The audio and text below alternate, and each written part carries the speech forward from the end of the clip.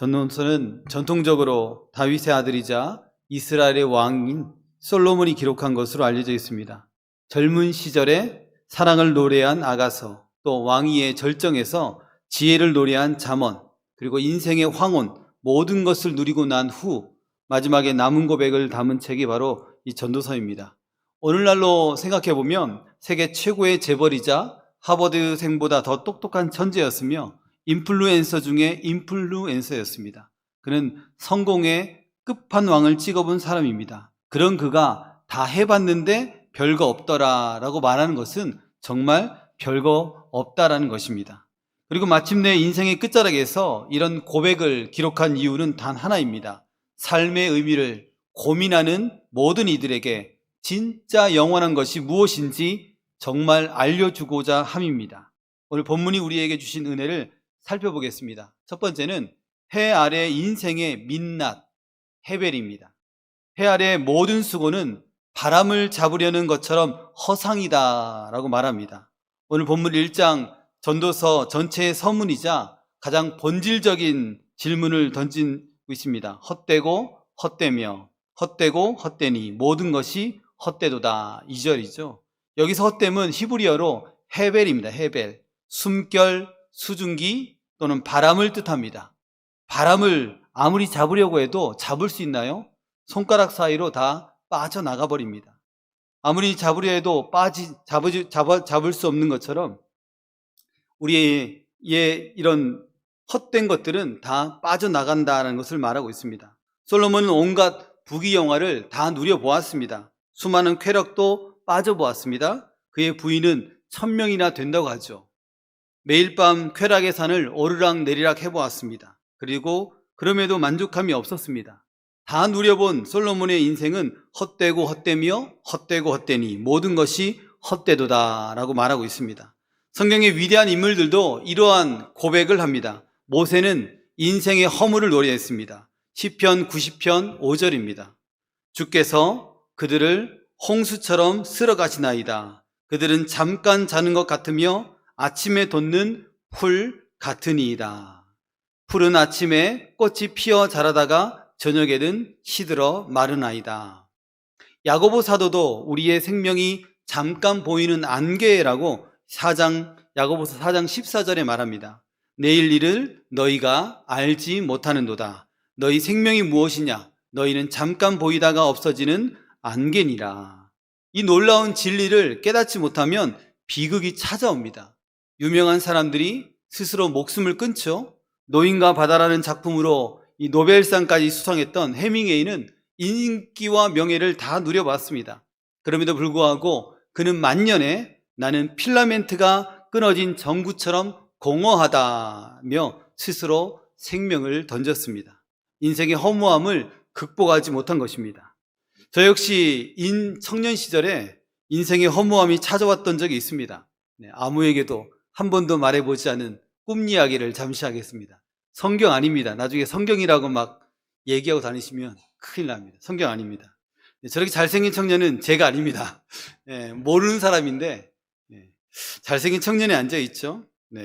이런 비스무리한 고민을 하던 중이었습니다. 그때에 하나님께서 꿈 하나를 주셨는데 그 꿈이 나름대로 좀 의미가 있더라고요. 그 다음에 그 꿈 첫 번째 산 두 개가 나오거든요. 산 두 개가 나오는데 첫 번째 산은 투쟁의 산입니다. 제가 지은 건 아닌데 그 안에 있는 젊은 청년들이 얼마나 잘생긴지 모릅니다. 조각미남들이 등장하고 그 조각미남들이 진짜 전쟁터에서 싸우는 것처럼 치열하게 싸웠습니다. 주먹질하며 발길질하며 그렇게 치열하게 서로 이기려고, 서로 가지려고, 서로 높은 데 오르려고 싸워댔습니다. 그 싸움에서 이긴 사람은 어디에 올라갔냐면 큰 돌 제단이 있는데 돌 제단 위에 먼저 누웠습니다. 돌 제단 위에 누웠으면 좋은 일이 생겨야 되는데 순간 바람이 불어왔고, 바람이 불어오자 마치 그 청년이 이 모래성이 허무하게 무너진 것처럼 온몸이 바람결에 다 날아가 버렸습니다. 그 다음 승자도 그렇게 날아가 버리고 또 그 다음 승자도 그렇게 날아가 버렸습니다. 그가 쌓은 명예도 육체도 바람 한 번에 먼지처럼 날아가는 것을 꼭 이게 클로즈업 되는 것처럼 제가 보았습니다. 아, 인생은 정말 바람 같구나. 이런 허무함을 온몸으로 느꼈습니다. 또 반대편에는 전혀 다른 사람들이 등장합니다. 나름대로 산의 이름을 지으면 평화의 산입니다.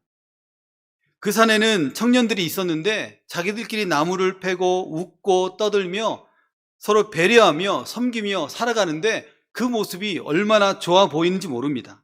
근데 어느덧 시간이 막 흘렀습니다. 시간이 흘렀는데 그들이 빨리 죽지 않고 머리가 하얗고 수염도 땅끝까지 쭉쭉 내려간 모습을 보았습니다. 바람이 불었죠? 바람이 부는데 그들이 사라지지 않더라고요. 사라지지 않고 오히려 그 바람을 타고 그들의 행복한 웃음소리가 온 산에 가득 퍼졌습니다. 꿈을 깨고 하나님께서 헛된 것들에 마음을 쏟지 말고 힘을 쏟지 말고 예수님의 이름으로 잘 섬기고 배려하며 나보고 살라는구나 라고 나름대로 그냥 해석을 했습니다. 이게 하나님이 기뻐하시는 일이고 내게도 복된 일이구나. 여러분도 너무 많이 소유하려고 고민하지 마시길 바랍니다. 너무 높은 자리를 사모하지 말길 바랍니다. 너무 이기려고 하지 말길 바랍니다. 나를 통해 누군가가 승진한다면 얼마나 좋은 일입니까? 나를 통해 누군가가 진정한 위로를 받는다면 얼마나 좋은 일입니까? 나를 통해 누군가의 얼굴에 웃음꽃이 핀다면 얼마나 행복한 일입니까?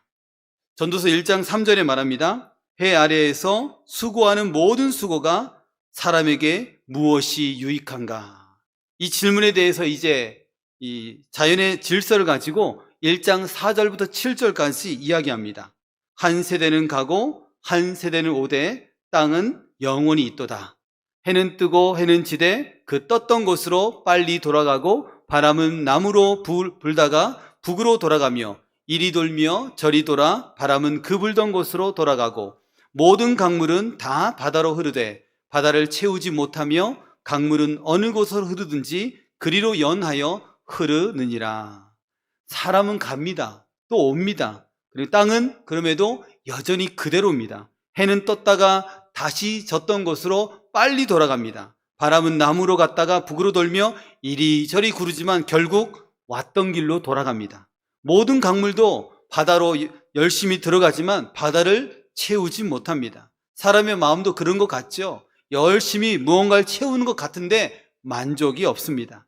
마치 바닷가에서 모래성을 열심히 쌓지만 바닷물이 한번 지나가면 무너져 버리죠. 또 한번 지나가면 언제 그랬나는 듯이 흔적조차 사라져 버립니다.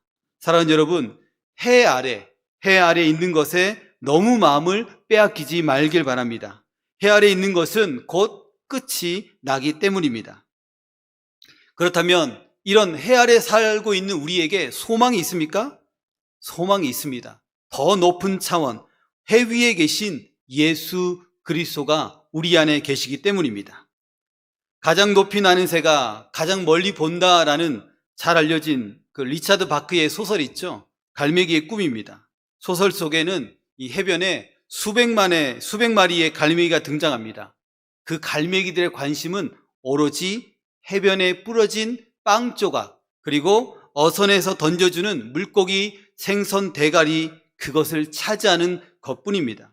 그들에게 목적은 단지 먹고 사는 것, 그리고 어떻게든 생명을 오래 유지하는 것, 그것이 그들의 삶의 전부였습니다. 그래서 매일 아침 일어나면 치열하게 경쟁하여 물고기의 머리를 취합니다. 빵 조각을 취합니다. 그러나 그 소설의 주인공인 조나단 리빙스턴 시걸, 이 갈매기 군은 좀 달랐습니다. 그는 눈앞에 빵 조각보다, 그리고 물고기 대가리보다 본질, 비행 연습을 하는 것에 더 훨씬 많은 시간을 할애했습니다. 남들이 먹이를 찾아 땅바닥을 훑을 때, 어선에서 불쌍한 눈으로 이 어부들을 바라볼 때 그는 더 높이, 더 빨리 날아오기 위해서 치열하게 자신을 단련했습니다. 이 조나단에게 비행은 단순히 이동하기 위한 수단이 아니라 자신의 전 존재였다고 말하고 있습니다. 더 높은 차원의 목적을 향한 질주였다라고 이 책에서는 표현하고 있습니다. 이 조나단이 해 아래의 것에 아닌 더 높은 목적을 선택했듯이 우리도 해 아래 이 땅에 이 땅의 집착을 넘어서 더 높은 차원인 예수 그리스도, 해 위에 계신 예수 그리스도를 반드시 바라봐야 합니다. 히브리서 12장 2절 말씀입니다. 믿음의 주요 또 온전하게 하시는 이인 예수를 바라보자. 그는 그 앞에 있는 기쁨을 위하여 십자가를 참으사 부끄러움을 개의치 아니하시더니 하나님 보좌 우편에 앉으셨느니라. 아멘. 저는 종종 예수님께서 이 지구를 감싸고 있는 그런 상상을 합니다. 지구 밖에서 지구를 바라보면 한국이란 나라는 정말 작죠. 한국 안에 울산은 더 작습니다. 울산 안에 언양은 더 작죠. 그리고 언양 안에 우리 한 사람은 보이지도 않습니다. 이렇듯 보이지도 않는 언양 땅에 살고 있는 저와 여러분을 우리 주님께서 거대한 팔로 따스한 가슴으로 안으시는 상상해 보십시오. 얼마나 감사하고 얼마나 포근한지 모릅니다. 그러면서 늘 반복적으로 되새기는 말이 있습니다. 예수님이 안 계셨으면 정말 큰일 날 뻔했습니다 라는 그런 신앙의 나름대로 고백을 합니다. 허물을 노래하다가 사라질 인생이지 않습니까? 아무것도 남지 않을 허망한 삶이지 않습니까? 오직 끝을 향해 달려가던 우리 인생이지 않습니까? 그 인생 가운데 우리 주님이 두 팔 벌려 우리를 안아주신다는 그 생각만으로도 얼마나 감사하고 눈물 날인지 모릅니다. 주님은 우리의 삶에 진정한 가치를 부여해 주셨습니다. 그리고 영원한 생명을 우리 모두에게 선물로 주셨습니다. 비록 우리의 육신이 흙으로 돌아갈지라도 우리의 영혼은 영원히 거할 곳이 있지 않습니까? 또한 땅에 우리 묻힌 우리 육신조차 주님이 다시 오시는 그날 영광스럽게 부활할 것을 우리는 믿지 않습니까? 우리는 결국 부활의 몸을 입고 영원히 살게 될 것입니다. 이보다 더 기쁘고 복된 소식이 세상에 어디 있겠습니까? 지난주에 평화요양병원에 신방 갔는데 60대 초반의 어머님이 그 요양병원에 누워 계셨습니다. 너무 아파 보였습니다. 그래서 지나가면서 또 제가 담당하는 분이 아니니까 그냥 지나갔는데 계속 마음에 여운이 남더라고요. 어디가 아픈 걸까? 저분은 얼마나 아픈 걸까? 왜 60대밖에 안 됐는데 저렇게 시름시름 앓고 있는 걸까? 너무 궁금하더라고요. 그래서 기도해 드리고도 싶었지만 또 그것도 여의치 않아서 그냥 지나왔는데 마음이 참 불편했습니다. 그러면서 드는 생각이 저분에게도 예수 그리스도가 필요한데 이런 생각이 들었습니다. 사랑하는 여러분, 믿음의 주요 또 우리를 온전하게 하시는 이인 영원하신 예수 그리스도를 지금 확실히 믿고 모두가 영생을 선물로 받으시기를 바랍니다. 마지막 세 번째는 이불변응망면입니다. 전도서 1장 8절에는 말합니다. 모든 만물이 피곤하다는 것을 사람이 말로 다 말할 수는 없나니 눈은 보아도 족함이 없고 귀는 들어도 가득 차지 아니하도다. 해도 바람도 강물도 다시 원점으로 돌아가죠. 저희 아이들이 늘 묻습니다. 아빠 학교 가고 그 다음에 학원 가고 교회 가고 학교 가고 학원 가고 교회 가고 똑같다 얘야. 우리도 그렇다. 아침에 일어나서 직장 갔다가 다시 들어와서 집에서 밥 먹고 하룻밤 자고 또 아침에 또 출근하고 똑같다. 무한 반복이죠. 무한 반복.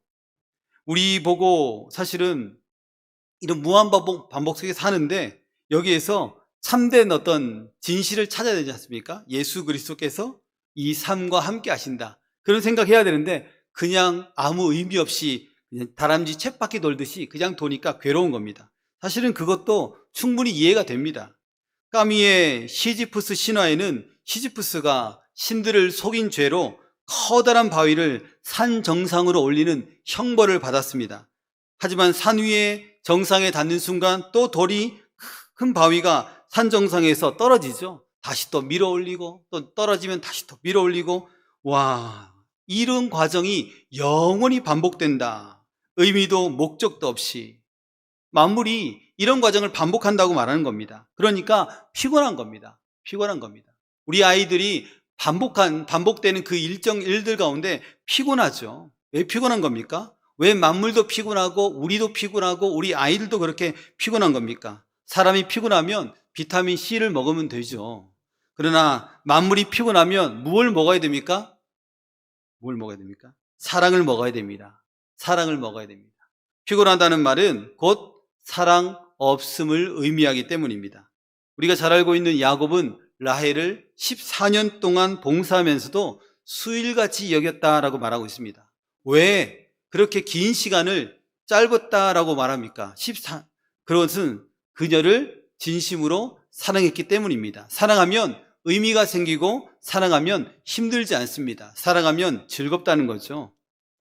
파도가 거세게 치는 바닷가 바위에 딱 붙어있는 조개를 한번 보십시오. 파도가 아무리 때려도 조개가 안 떨어집니다. 조개의 힘이 세서가 아닙니다. 누가 세기 때문입니까? 조개에 붙어있는 바위가 변하지 않고 그대로 든든히 서 있기 때문입니다. 조개가 할 일은 자기 힘으로 파도를 이기는 게 아닙니다. 그저 바위에 딱 달라붙어 있는 것입니다. 세상이란 파도는 우리를 끊임없이 흔들어댑니다. 흔들어댑니다. 병이 오기도 하고 자녀들이 말 안 듣기도 하고 다양한 일들이 우리 삶 속에 펼쳐집니다. 그러면서 야 너희 수고가 헛되다라고 속삭입니다. 지금까지 자녀에게 드렸던 공로가 다 쓸데없는 짓이야. 너희 건강을 위해서 운동했던 것이 다 부질없는 짓이야 라고 속삭입니다. 그때 우리가 해야 할 일은 내 힘으로 세상을 이기려는 것이 아니라 변하지 않는 반석이신 하나님의 사랑에 더 바짝 달라붙어 있는 것입니다. 그것이 우리가 할 수 있는 유일한 길이고 가장 탁월한 길입니다. 그러므로 우리는 어떻게 살아야 됩니까? 그 영원하신 하나님의 사랑에 기대어서 가야 합니다. 우리 기독교 신앙은 내가 무언가를 억지로 만드는 것이 아니라 우리를 사랑하시는 하나님의 사랑에 내 온몸을 내던지는 것입니다. 세상의 상황은 늘 변하죠. 정치, 경제, 문화 다 흔들리고 변합니다. 우리의 상황도 어제와 또 다릅니다. 그래서 우리는 이 불변응망면 해야 합니다. 불변하는 것으로 만 가지 변화를 대응하라. 저 이 문구를 참 좋아하거든요. 불변하는 것으로 만 가지 변화를 대응하라. 즉 불변하는 하나님의 사랑을 가지고 변하지 않는 만 가지, 변하는 세상의 만 가지 상황을 대응하라는 것입니다. 그 대응의 구체적인 방법은 바로 예배입니다. 세상에서 치이고 깨진 마음을 가지고 예배의 자리로 나와 하나님의 사랑 앞에서 모든 짐을 내려놓는 것입니다. 또는 십자가 앞에 모든 짐을 내려놓는 것입니다. 풀은 마르고 꽃은 시드나 우리 하나님의 말씀은 영영이 서리라 고백했던 이사야의 말씀처럼 변하지 않는 주님을 붙잡고 나를 속이려 다가오는 그런 헛된 것들에 맞서야 합니다. 예배는 우리의 삶의 수고를 내려놓는 시간입니다. 말씀을 붙잡고 찬양하며 하나님께 무릎 꿇을 때 우리의 헛됨을 이기고 의미를 다시 회복하기 때문입니다. 오늘도 흔들리는 삶 속에서 하나님의 사랑과 말씀에 반응하며 예배자로 살아가는 복된 하루 또한 되시기를 주님의 이름으로 축원합니다. 말씀을 정리하겠습니다. 사랑하는 여러분, 바람을 잡으려는 헛된 수고를 내려놓으시기를 바랍니다. 우리를 위해 십자가를 참으신 예수 그리스도, 해 위에 계신 예수 그리스도만 바라보시기를 바랍니다. 또 나를 통해서 누군가가 웃고 나를 통해 누군가가 위로받는 사랑의 수고를 시작하시길 바랍니다. 세상의 헛된 바람에 흔들리지 않고 영원한 반석이신 주님 위에 굳게 서서 날마다 천국을 살아가는 복된 예배자가 되시기를 주님의 이름으로 축원합니다.